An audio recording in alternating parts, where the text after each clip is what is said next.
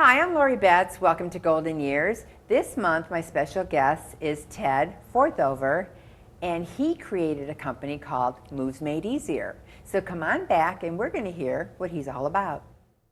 You can't buy a best friend. You can love them, pet them, care for them, whether they want you to or not. You can take a picture, you can jump, yell, you can fly to the moon, travel the world, or just stay in bed. You can't buy a best friend like that, but you can adopt one. 'Cause we're connected.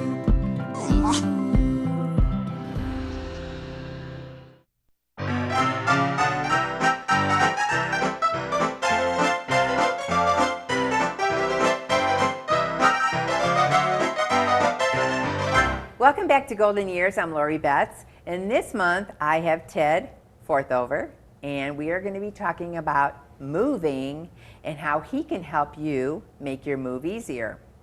What a unique concept, Ted. We like it. How did you create this company?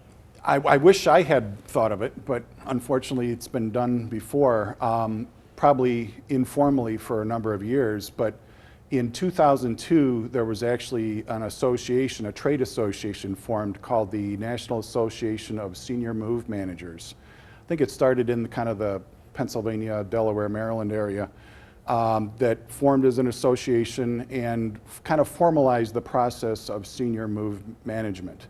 And what that means is it's a group of people who help primarily older adults who are overwhelmed by the thought of residential downsizing, or maybe better put, right-sizing, finding a home, a single level home, a condo, sometimes retirement living that suits the way that they live and fits their current lifestyle versus the large single family home where maybe they've been for a lot of years.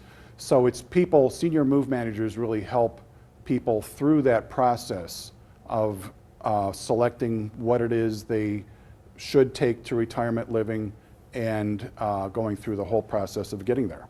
Mm-hmm. And to my viewers, because this can be a subject walking on eggs. Sure. I'm going through it right now with my mother-in-law. Be easy on your kids, because we're there to help you through this. Right. You know, we'll take you anywhere you want to go. You could go walk into a place and say, I want a tour. Mm-hmm. You know, show me what you have to offer. Because they want to fill their buildings, so right. They're not going to turn you away. Right. You know, have a list of questions. You could have, this place has good points, this place has bad points. And in some cases, even having a unbiased yet caring neutral third party involved in the process can be more beneficial. What we find a lot of times is the adult children are separated by distance. Maybe they live in another city, state. They have their own careers, job responsibilities, their own families that prevent them from devoting as much time to that residential transition as they would like to devote. And frankly, sometimes just child-parent relationships aren't maybe quite what they need to be to pull off that kind of a large undertaking. So it's easier to turn to a company like ours that does it on a daily basis, that sees all the issues on a regular basis, whereas the large move from a single family home into something much smaller can be really a once-in-a-lifetime move for people. And it's hard to know what to do without some expert advice. Well, how would a child start the conversation with mom and dad? Yeah, I think you have to look for not only the person and what they're doing, you know, is there a risk of falling in the home? Mm-hmm. Are the belongings in the home reflect a lifestyle in a time that has passed in their parents' life? You know, if they've conceded to using a lawn service or snow plowing service, is there still a garage full of lawn and garden tools and the tractor and all those things that were used for that purpose and aren't needed anymore? Are there things that belong to their children, maybe even a spouse that has passed, things that are, you know, basically collecting dust that can present a hazard in the home. I was just reading an article that talked about falls in the home and how much they have increased. The number of falls that require emergency room visits have just grown exponentially over the last 10 to 12 years. And some of that is attributed to other health concerns like arthritis or heart disease or whatever.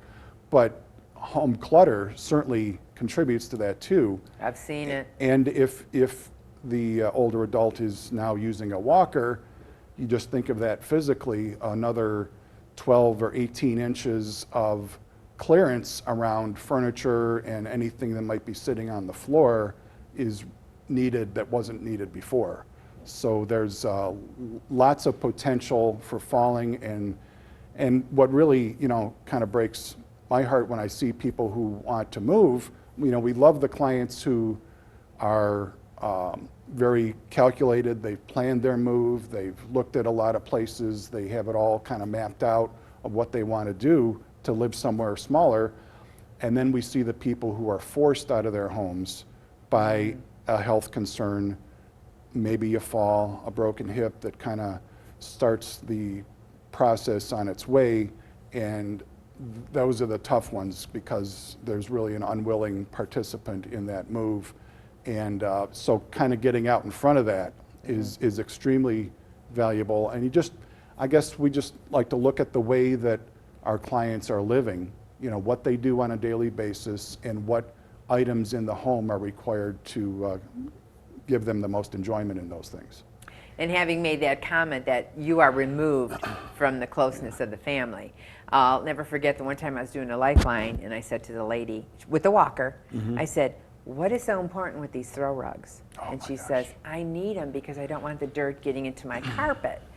So I said, "You know what? That's an accident waiting to happen. You are going to fall, whether you have that walker or not." Absolutely. Well, the daughter called me up the next day and said, "Thank you so much. As soon as you were in your car, Mom said, get rid of the rugs." Yeah, there you go. I don't know if we've ever moved a rug because we just don't. You know, it's not a good situation. And you have to be safe in your surroundings. And the older child notices differences in mom and dad. Like, let's say they're eating different, they're not eating, they're not cooking. You know, so maybe it's time for you to say, okay, we need to downsize. Yeah. And you have to decide what is valuable. Do you tell them, okay, how do we decide what is absolutely. valuable, what is not valuable? And really, it takes a conversation or a couple conversations. It's getting to know our client and knowing what it is they like to do and can do and enjoy doing. So those are the things, you know, hobbies, craft things, sewing, supplies. Those are the things that we definitely don't want to disrupt if they're moving into a much smaller space. You know, we want to maybe not move the entire collection of yarn, but you know, if there's representative things that we can bring to keep them active in their new home, keep them interested in doing things that they enjoy. I mean, that's what retirement living should be about. So those are the things we like to preserve. Cooking is great, but we see a lot of times people who are moving into a retirement community that offers a meal service, and maybe they've signed up for 1 meal a day or 2 meals a day, yet they want to bring all the cookie sheets and pots and pans and cooling racks and all the things that were used for making full-scale meals and hosting the family at holidays and whatever, that really just there isn't space for those things, and it's just not practical. So we look at the practicality of what do they do and what kinds of things are going to make them happy in their new home within reason. Yeah. With our move, we did move my mother into my mother-in-law into independent living. Right. Okay, so she took X amount of furniture, but it was fortunate that we did not sell her condo. But we just said, let's take the furniture to get you situated. You don't have to take everything. Let's see how it fits in the amount of space that's allotted. Right. And we could always come back and fill it up if we have a space. Right. We sometimes people balk at using a service like ours because they think it's going to be too expensive. What is really expensive is when you don't plan the move, and you bring too much with you, and then you find out that it's really not practical to have this piece of furniture in your new home, then you pay to have it moved again, or you spent money to have it moved and give it to charity, or it has to go into storage. That's just another expense. Drives me crazy when people want to put things in a storage unit because they don't know what to do with them, and there's no end game, there's no plan for those things. They just shove them into a storage unit at $75, $100 a month, and then the storage facility gets them to go on auto pay. So then they don't really even see the money coming out of their bank account, and it's like writing somebody an annuity. I'm really more interested in seeing the planning done to know what will fit in the new home. In fact, we insist on it. We require it when we work with our clients. I mean, they can do it themselves. They can get a measuring tape and a piece of graph paper and a pencil and sketch out their new space and the furniture, their current furniture in the new place, or we do it for them. We have a computer program that actually does it because it's a lot easier to make changes, where we can plan and see what the furniture is going to look like in the new home. Oh, wow. I mean, so it saves money in the long run to do all that upfront work and really think about what you're doing ahead of time and not incur that expense of moving something and then moving it a second or third time, or worse yet, putting it into storage. So it really pays in the long run to do that and saves money, I think. And you help them through this. Oh, absolutely. I mean, you say this is how it's going to start. This is what this is plan A, right. And then we're going to do all these down the list. This is kind of the timeline of events. We try to work backwards from the intended move date. We will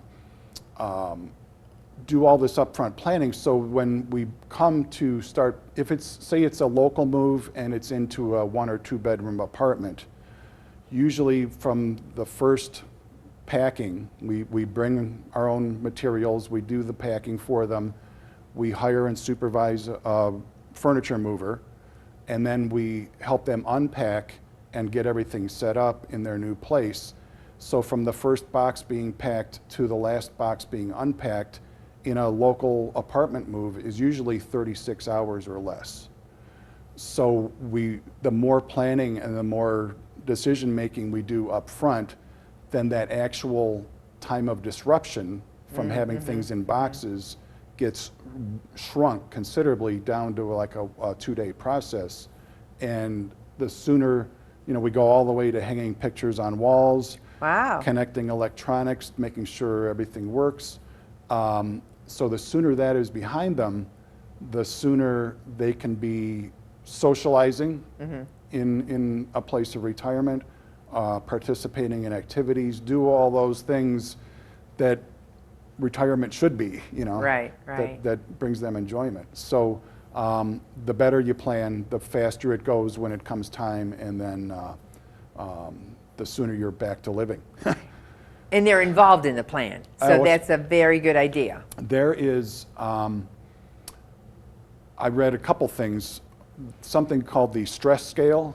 You've probably seen it. There's a number of points assigned to either positive or negative life events that cause stress in a person. Well, among older adults, moving is number 3 on the stress scale.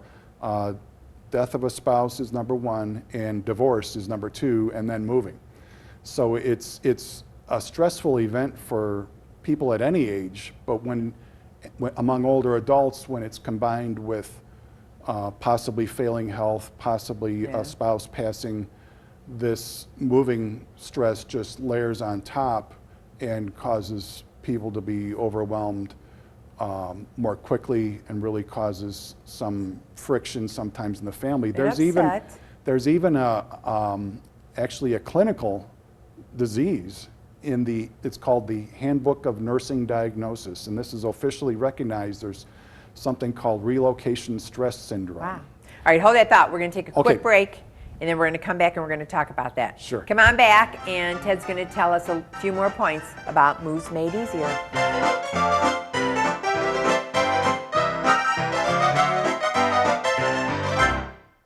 On good days or on bad days, Medina County Office for Older Adults is a place where you can go and it's okay to be yourself.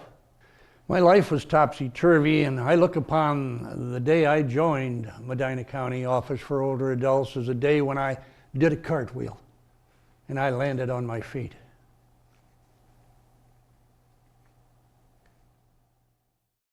I called 211. A free community service that connects you with information about social, health, and government resources specific to Medina County. Call 211 for the info you need 24 hours a day. 211 met my needs. 211 helped my parents. 211 showed me the way. I called 211.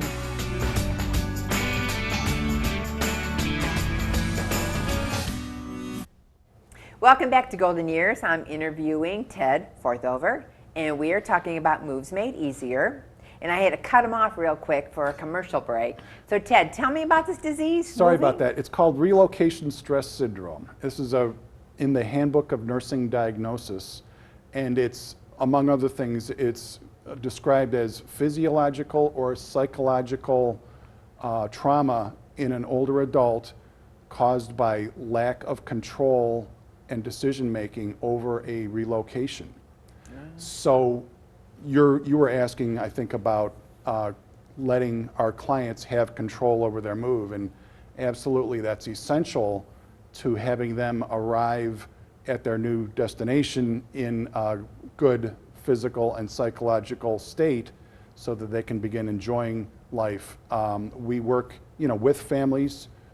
We team up with adult children in a lot of these cases, and we get a lot of input, but really there's only one boss on the job, and that's the older adult and what they want and what they need, and we want them absolutely to have control over their process. And you know how to make them feel that way. Yeah. The expertise. We can make suggestions, recommendations, but in the final analysis, it's their move and their decisions. Some of these houses I go into, these seniors have lived in that house all their lives. 40 years is, I have never done the math, but I think 40 years is pretty typical for our client in a single family home where they raise their children.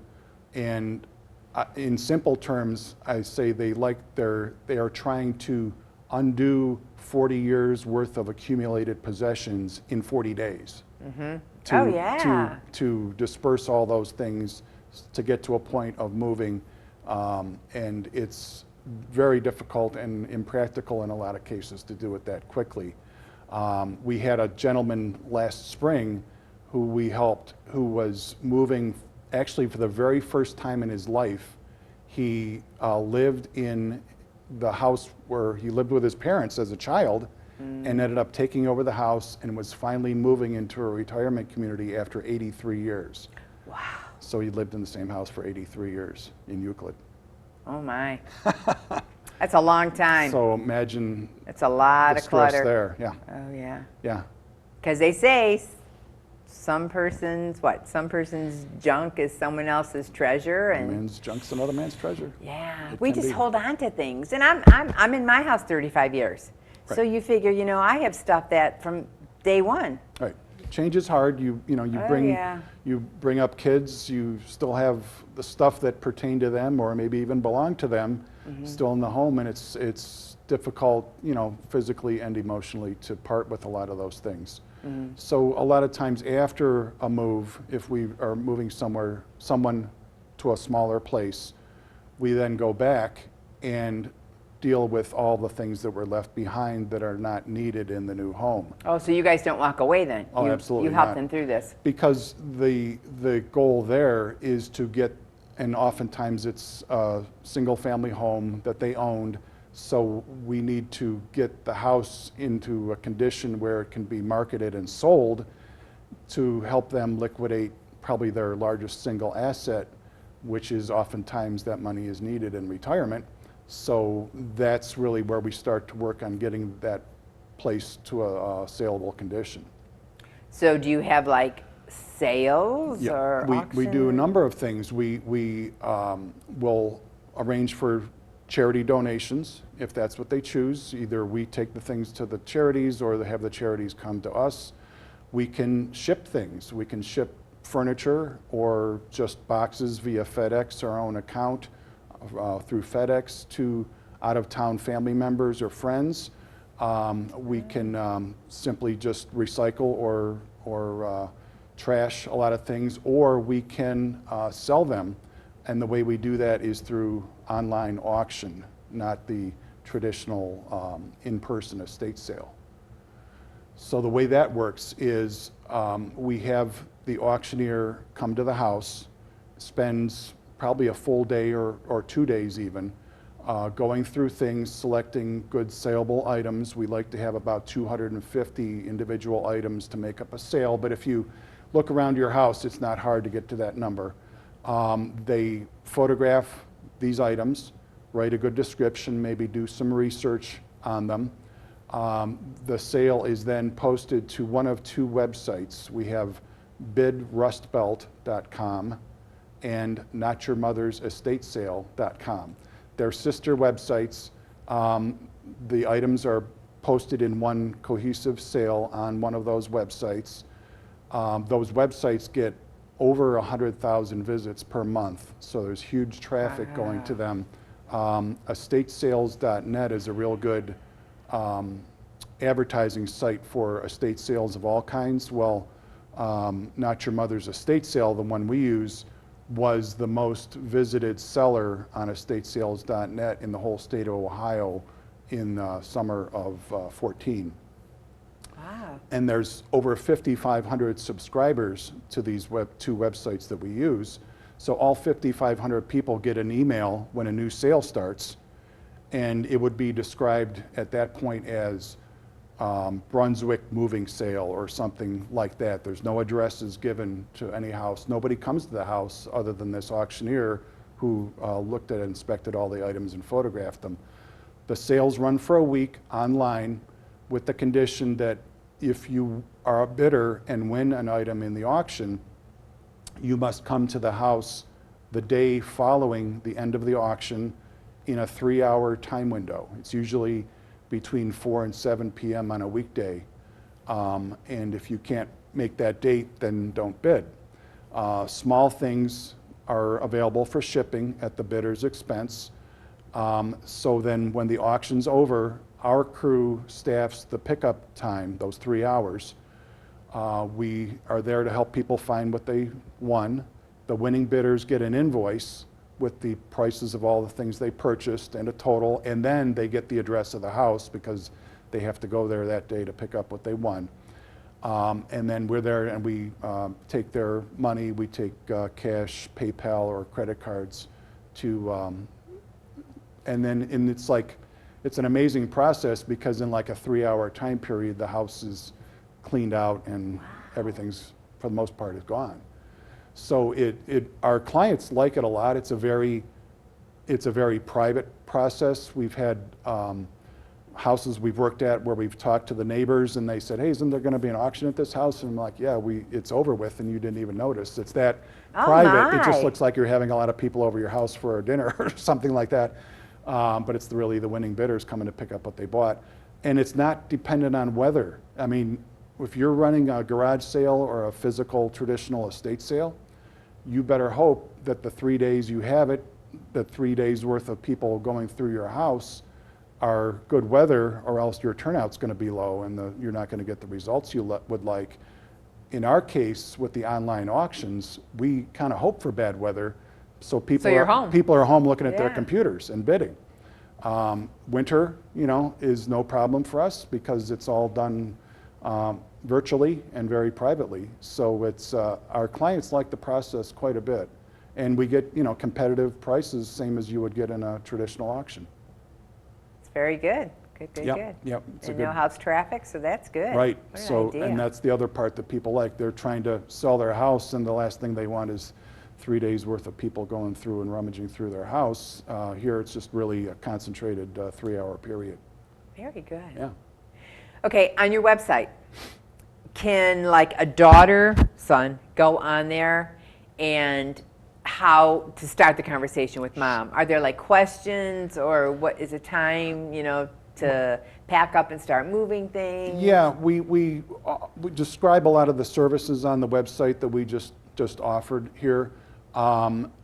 There's a form for inquiries that people want to just have the phone conversation if, daughter is in California or somewhere and wants to just talk about it, then certainly they can leave their name and phone number on there. We can call them back.